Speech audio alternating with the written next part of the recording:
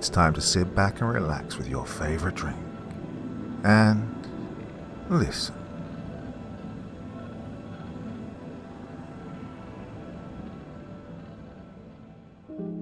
So hi my dear friends, tonight is a 40-minute story, but it's also kind of a sneak preview to a much longer story that I've been working on for quite a while now, and haven't managed to get finished just yet, but it is coming, I promise you. So this one I'm really excited about. This is only chapter 1 of a 5-chapter story, but hopefully it's going to be a nice teaser for you all, and tempt you to come back and listen to the whole goddamn thing as soon as I get around to doing it all, which will be very soon, I promise. So, without further ado, I found my likeness in a torture game by Cecily 1987. Part 1. I'm a celebrity. I'm not bragging, just stating the facts. I've been in really big movies that you've probably seen. But I'm also a female, and I get everything that comes with being a pretty girl starring in nerd culture action movies. I've had stalkers, I've had my run-in with grabby fans, and I've had deep fake pornos made of me. And I've dealt with it all. I thought I'd grown numb to it. But this current thing really tipped the scales. It scared me like nothing else. I was between movies and staying at my home relaxing for a few weeks. Well, being paid millions for your work is fun, but I barely have the free time to enjoy it. But that may be the biggest first world problem ever. I share my house with a live-in nanny, my 6-year-old son, and a maid and chef during the daytime. I've contracted 2 bodyguards to be with me at all times when I leave the house. When I'm home, one stays inside and one stays outside in his vehicle. They switch off every week, Mel and Tony, both good guys. Well, now you know the cast of characters in this virtual murder mystery. The really creepy stuff began the day I flew back home from my filming location. Most of the first day I'd spent with my son. I'd been gone for 2 months and missed him so bad that it physically hurt. That's why I didn't notice the ominous message until nighttime, after me and Amanda put my son to bed. I sat down at my PC to check my socials. My new movie was trending on Twitter, and they just released a trailer and the hype train was revving up. Yes, I could have checked my work emails with the phone, but I had a system, no work-related things on my phone. And my phone was a safe place. My constant friend when away from my home and family. It was easy to let your phone control you if you didn't set boundaries. I suffered a series of panic attacks when I was younger, and let social media and the business overwhelm me. When my first movie blew up and made me a household name, my therapist taught me to have a whole separate device for work stuff. I'd forbidden myself from any stress on my personal phone, and it actually helped. So now I sat at my desktop PC, with dual screens and a glow-in-the-dark keyboard. I'd instructed my nephew to build me a capable PC, and he went all out like I was a professional gamer. He built his dream PC, but at least I could check my email. I answered a few emails from my agent, scheduled an appointment at my salon. I needed to be a brunette for my next movie. Ordered a gift for my previously mentioned nephew, turning 17 this month. As I was checking the rest of my emails and sorting out spam for the junk folder, I saw a message marked in all caps. Ms. J, please read a message, urgent. I was a little frustrated as I clicked on the message to delete. This was supposed to be my secure work email, but sometimes fans found them out and bombarded my inbox. I continued clearing junk mail and saw the same message at least 3 more times. From user, Herald of the Void at livex.com. Either he was one of those obsessed fans or he had a bot spamming me. I was mostly done when my speaker made the new message sound, and another message pushed the older ones further down the line. From Herald of the Void. Subject, Ms. J. I know you came home today. Well, the rest of the subject line was cut off. I felt my stomach drop. Oh God, it's another cyber stalker. Do I really even want to click on this email? My mouse cursor hovered over the email.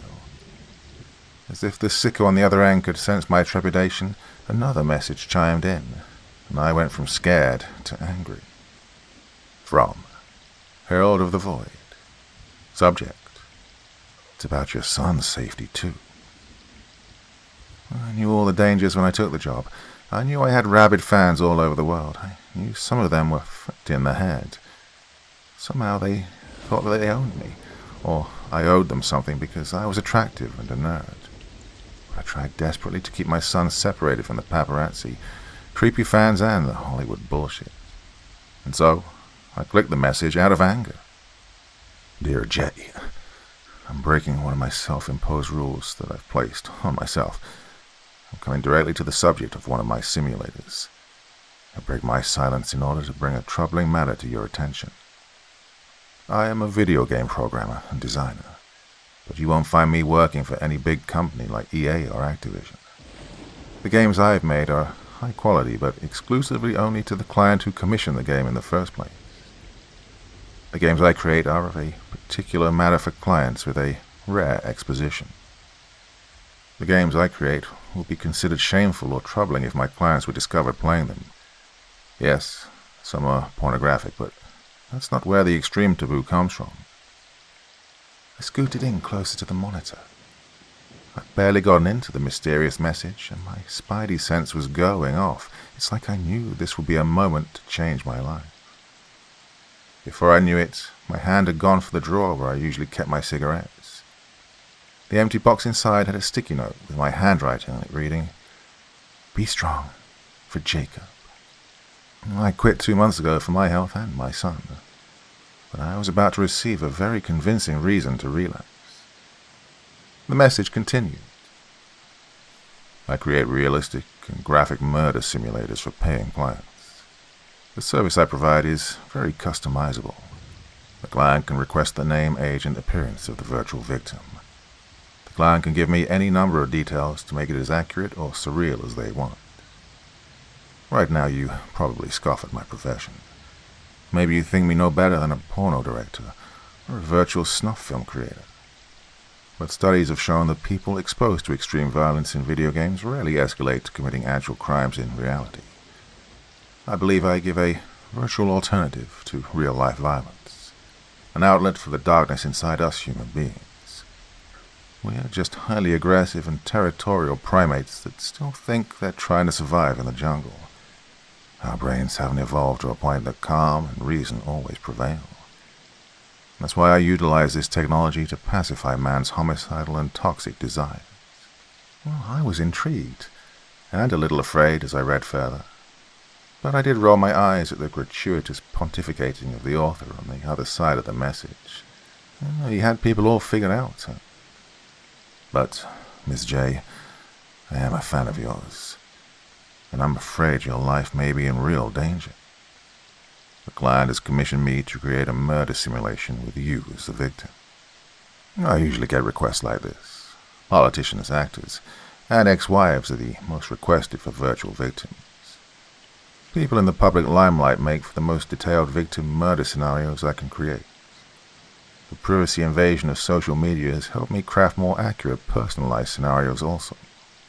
I can import a scan of your face into my game, and I can take your voice and use it for dialogue, and for the screams of pain. I've created an AI learning algorithm that can help create deep fakes of your face and voice, to make you do or say whatever the client asks me to create. Well, everything was going normal, or as normal as it can be in my line of work. The client had wanted pictures, voice lines, even the layout of your home. And these details are things that can be pulled from your movies, your home from drone cams, and pictures of you on Instagram. Well, I blushed in embarrassment.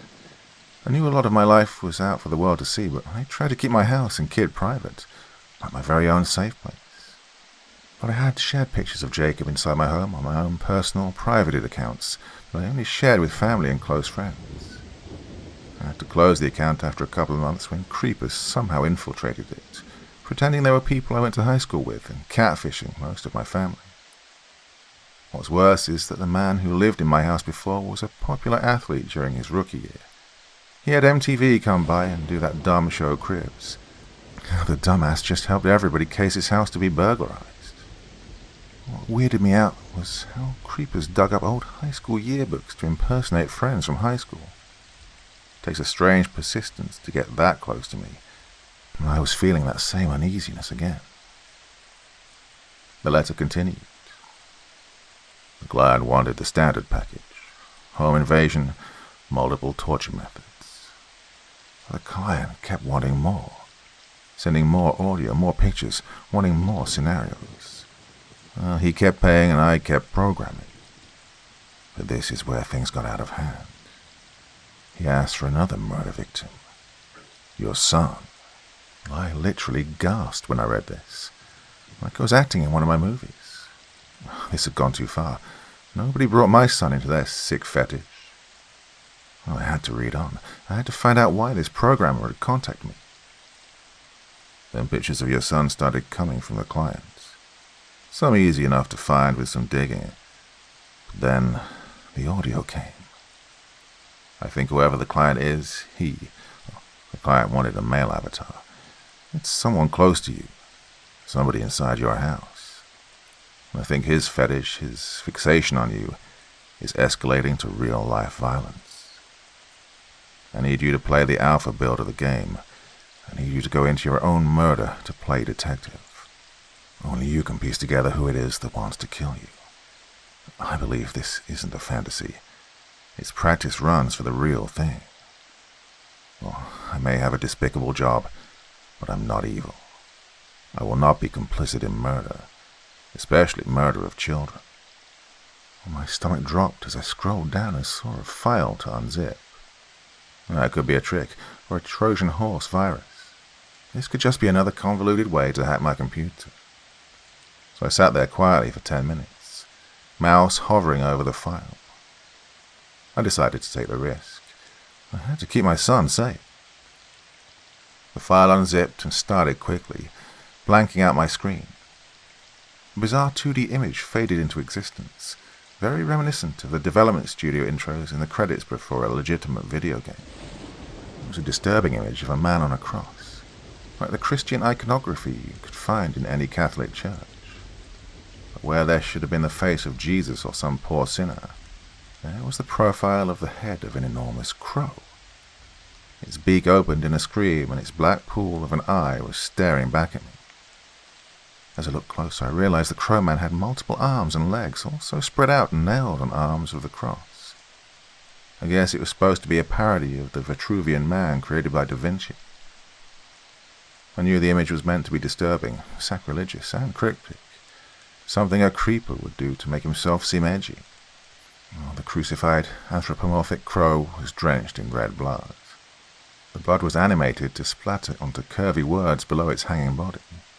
And these words were being held together by thorny vines. The vines strangled words said, "The Crows of Flesh Collective." And this too faded off the screen to get to the main title screen. Text showed up with a fully rendered 3D model of my face staring back at me. Almost another parody of the beginning of Mario for the N64. It was surreal. I was staring at my idly blinking and breathing double. The starlet's last night, in a blocky red font above my visage. My face was realistically accurate, highly detailed, and very spooky to see. I'd done mocap face scans and all other such things for tie-in video games for my films, but this was the best yet. This wasn't a lifted asset from one of the other games either. It was an original creation. I clicked my mouse with impatience and received a jolt of surprise as my digital face quickly contorted into a screaming face of agony. Both eyes blackened and swollen, front teeth busted out, the nose splattering blood down my face. A horrid and distorted scream leapt from my two speakers. I screamed in unison with my computer counterpart as my beaten face flashed into a skull and disappeared, leaving a new set of options to choose from. The text menu read, "Skip to scene. A. Home invasion, start on the street. B. Slasher, start inside the house. C. Torture, start in the kill room. Currently unavailable, in development. I took a moment to consider. I hated every second I had to play this sicko's fetish material, but I had to find out if the freak had content about me that couldn't be found on the web. Most importantly, I had to make sure my son wasn't in danger. I chose option B, in a desperate hope it would allow me to spend less time in the game world. As soon as I found the evidence of a viable threat, I'd contact my security team to revamp every safety protocol they had in place.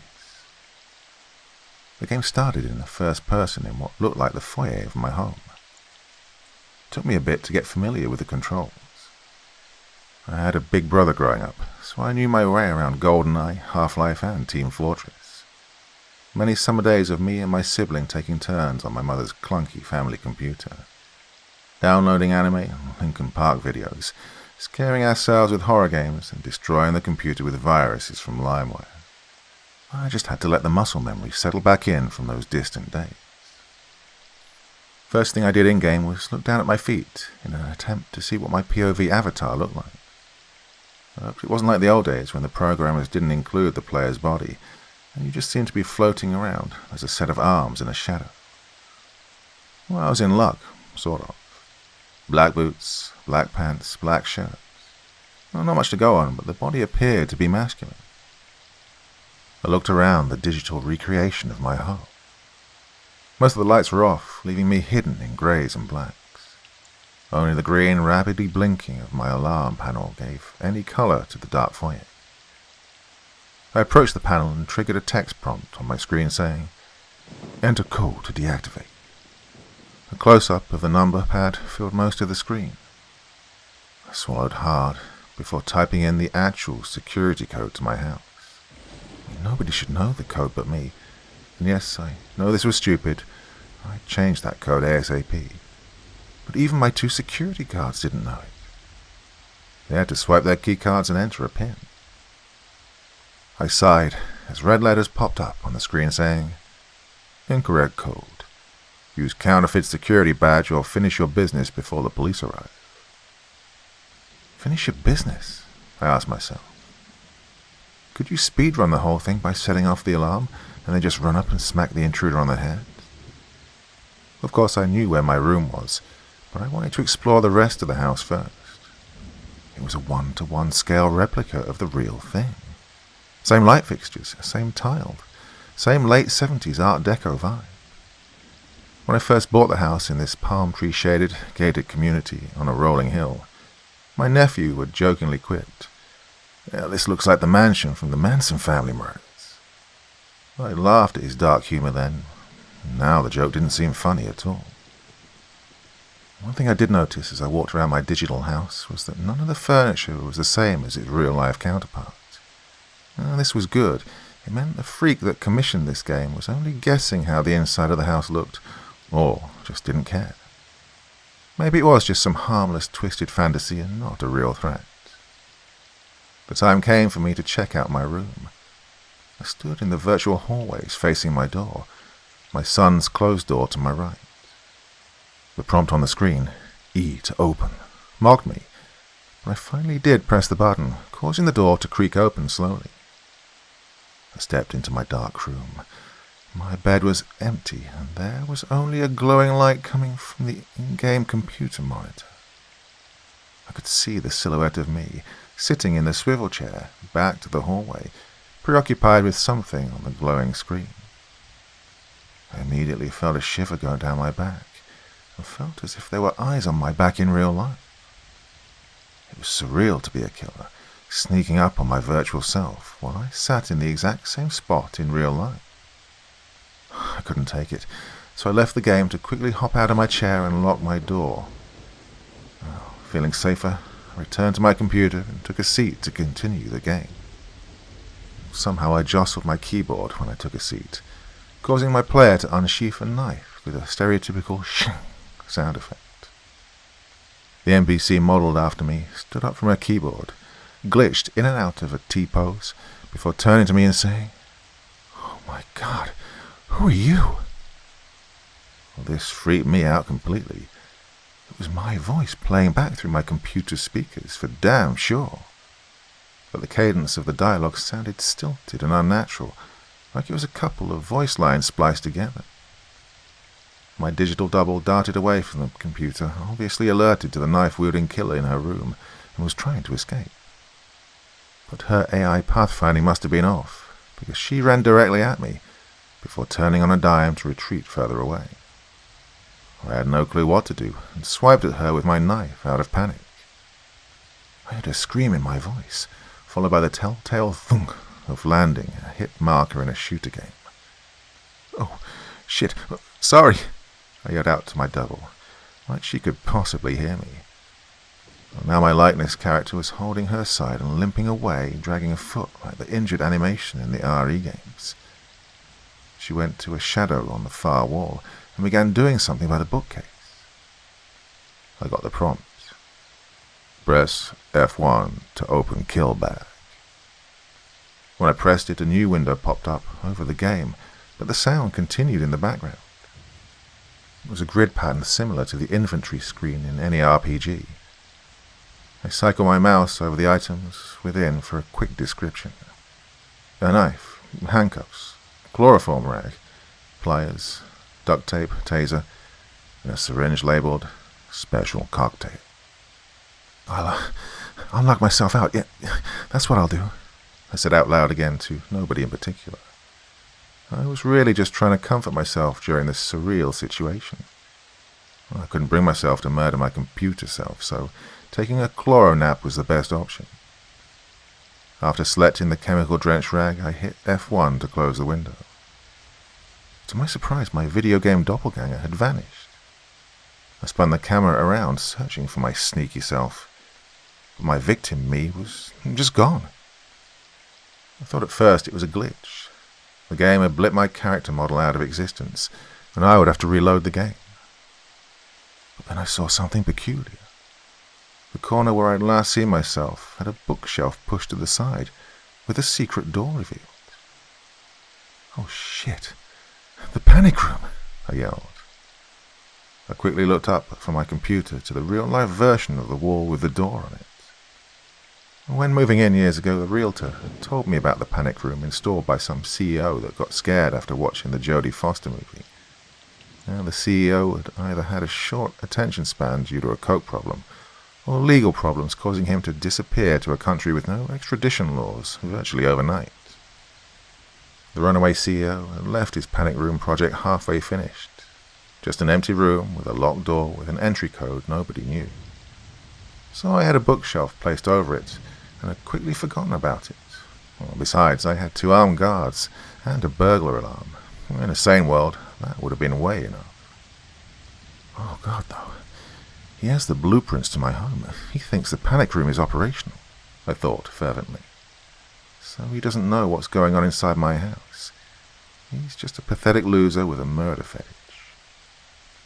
I found a sense of relief come over me, and I quickly hit escape to pop up a logout menu. I felt gross, like mushed-up paper towels floating at the bottom of a dumpster. I'd have to take an extra long shower tonight. Maybe hire an extra bodyguard for the next couple of months or years. "What do you want?" came my voice from my computer's twin speakers. I went back to the live in-game screen and noticed a small surveillance camera flash with a red light above the panic room door.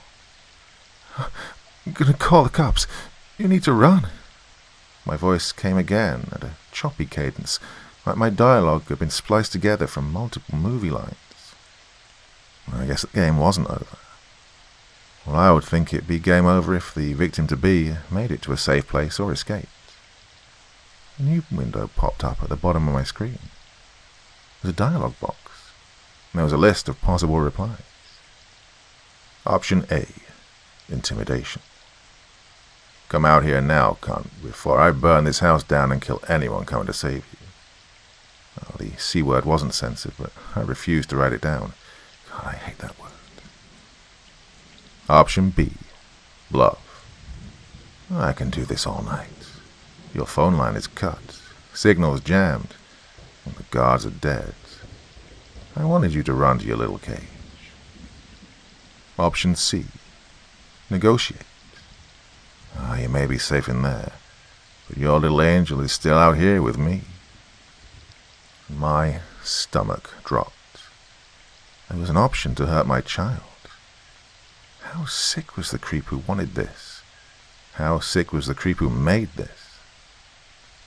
I clicked option C, having to know how far this scenario could go. I secretly hoped I could hear the home invader's voice, but it just skipped to my digital twin replying with a line from one of my early movies. My character screamed, "Don't hurt my baby!"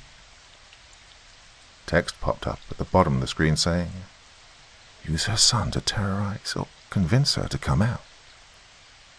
I had to stop for a while and compose myself. My hand on the mouse was shaking.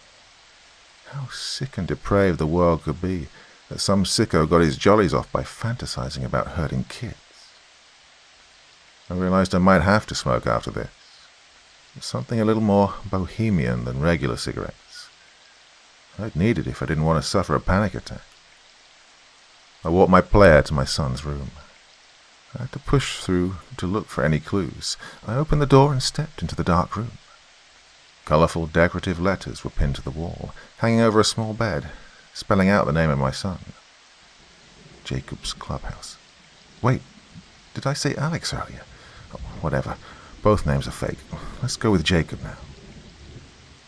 I walked up to bed to see the model of a small boy turned away from me, facing the wall, sleeping on a bare bed with no covers or pillow.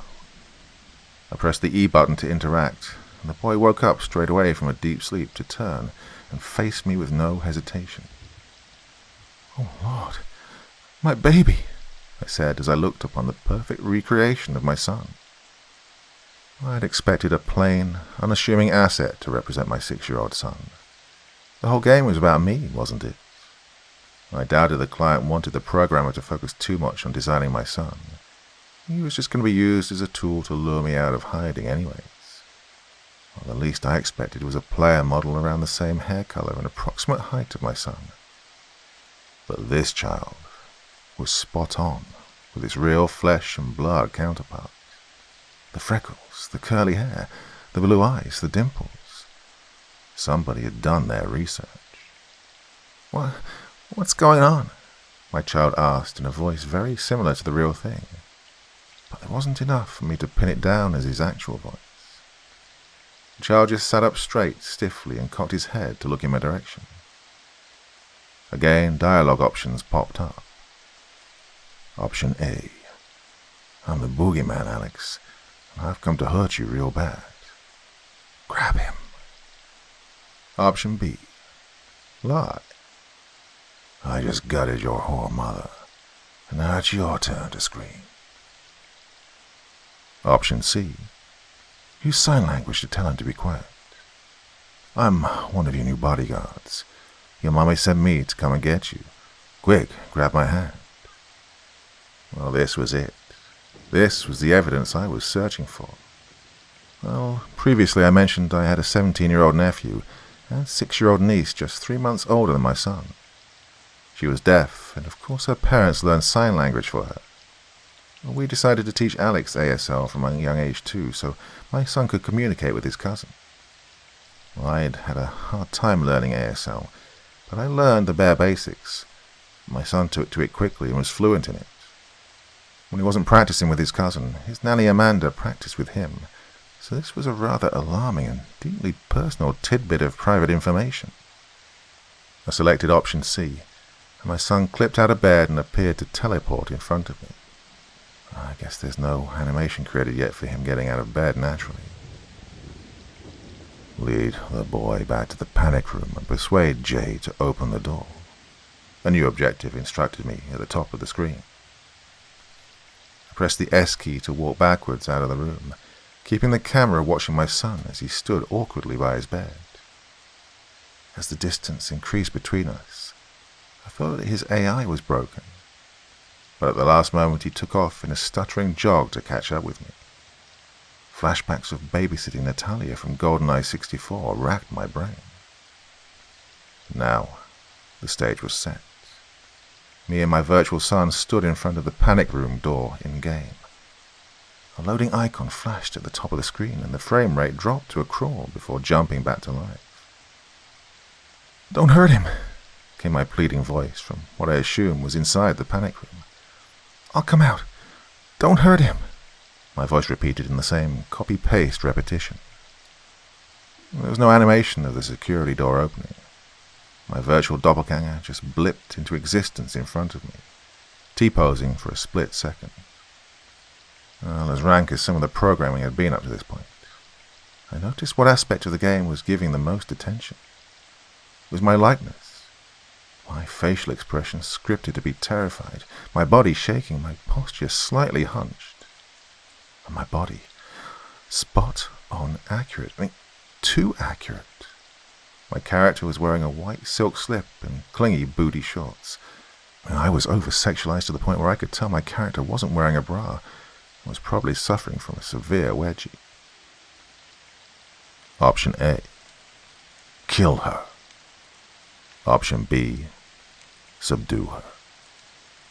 Well, of course, no matter how morbidly curious, I wasn't going to select option A.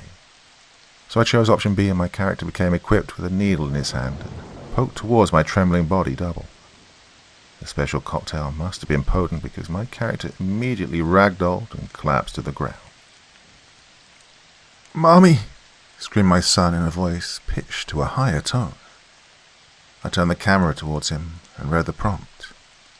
"Silence, child." I clicked the key to be greeted by a sickening crash as my child's head twisted abruptly to the side, and the boy fell to the ground like a marionette with its strings cut. "Oh, God!"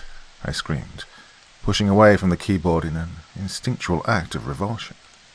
If my chair didn't have wheels, I would have tipped over. "Don't kill him!" I once again screamed as I watched the image of my dead son slip in and out of the ground slightly. "Just knock him out, you bastard! You stupid bastard!" Well, I was surely going to wake my real-life son if I kept on screaming at nothing alone in my room. No, that wasn't right. I wasn't screaming at nothing. My emotions were directed at something tangible.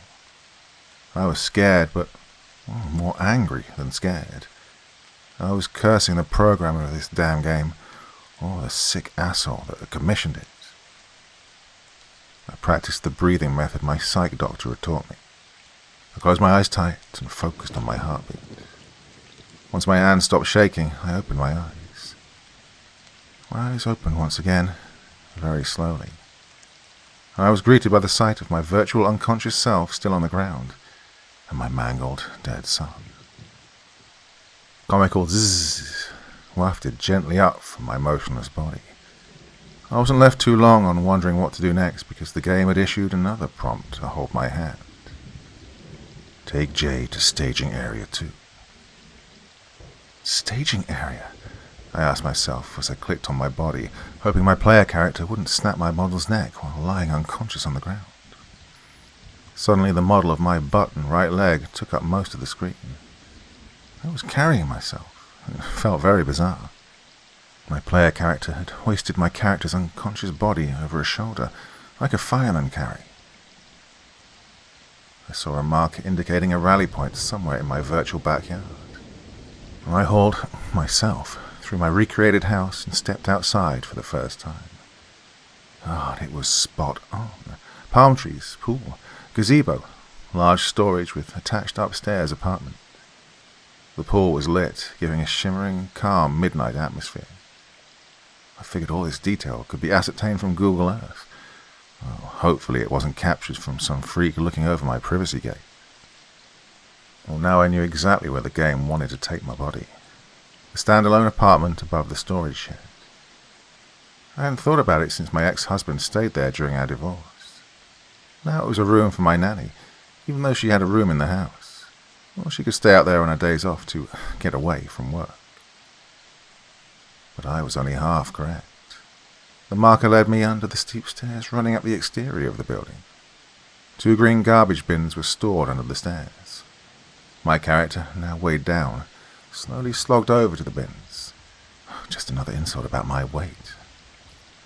I hit E on the bins and they rolled away on their own. I half expected to hear the Zelda jingle when a new pathway was unlocked. What it revealed, though, was a rusty wheelbarrow, rope coiled inside, a black tarp crumpled behind it, and a standout item, an S&M ball gag. Oh, I cringed so hard at the sight. A ball gag made my skin crawl. I cringed even harder when I saw the options given to me. Option A. Sneaker off-site to your kill room for more privacy. Kill room not available during current build of game. Option B. Killer upstairs. Make a statement. Well, I guess my choice was made for me. And what a shit choice it was. Before I could click on option B, I heard a commanding voice come over my speakers. Stop, or I'll shoot. I spun my character around to be blinded by a flashlight from what I assumed was a cop, and the game froze. Bright red text flashed across the screen. Quest failed. You failed to disable security systems. Oh, thank God, I wheezed. I didn't know if I could go through with killing my digital self. Hopefully a real killer would be as inept as I was. But this was also a training simulator, a dry run, teaching the killer how to hone his skills. Well, what do they say on those crime shows? Repetition to desensitize oneself to the horror the killer was about to commit. Slow escalation to real violence. I had to go outside and check under the stairs in real life. See if the same items were stashed. But, hold up. I may play a dumb white chick in horror movies, but I'm not one in real life. I was going to be prepared. Taser, cell phone with 911 on speed dial, and pepper spray. Bear mace, actually. Oh, you may be asking why I didn't bring a gun. Well, I had armed security for that. Why didn't I bring my security? Well, one of them could be the one that commissioned the game in the first place. Oh, I hated to think about it. Could one of my security guards have a sick fascination with me? I trusted my two guys, but they were both noticeably distant to me. I chalked it up to professionalism, but it also meant I didn't really know them. So I snuck out to my backyard. The night air cool on my skin, with the sound of the unseen palm tree leaves fluttering in the wind. The pool let off its same welcoming glow, and one of my son's toy boats bonked gently against the side with the gentle waves. I tiptoed out of the stairway, running up the building, scanning the darkness the whole time. The idea that this was a trap was not lost on me. Like I said, I've been in horror movies, and somebody could be watching me right now. Under the stairs was just one dumpster, not two. But I silently moved it away to have my stomach dip with dread. There was a wheelbarrow, and shovels, and riding lawnmower. Okay, so what? My gardener used them. Activating my light on my phone, I looked into the wheelbarrow. Tools, some solar-powered light-up lawn spikes, and yes, rope. No ball gag, though. I breathed easy. The ball gag would have been a dead giveaway, proof that shit had just got real. I turned to leave before I thought of something. Well, a ball gag would be too suspicious. The killer wouldn't just leave it out. Maybe he'd bring it on the night of the kidnapping. I had something else I wanted to check, so I quickly turned back. My hand raced to the rope, a thin jet-black length of about 10 feet, of what felt like soft cotton. It was soft and looped in a figure eight. The middle was tied together with a silk strand of fabric. It was bondage rope. Oh, you didn't have to be a genius to know that this wasn't for yard work. This was the rope my killer was going to bind me in. I took off back to the safety of my house then. But was it safe? Well, I had a list of suspects that all pretty much lived with me or had access to my home. All I knew was that I had to play more. I had to dig deeper for clues on who planned to kill or kidnap me. I had to protect my home from this monster. I sent one message back to the enigmatic Herald of the Void. Send me the link to the kill room.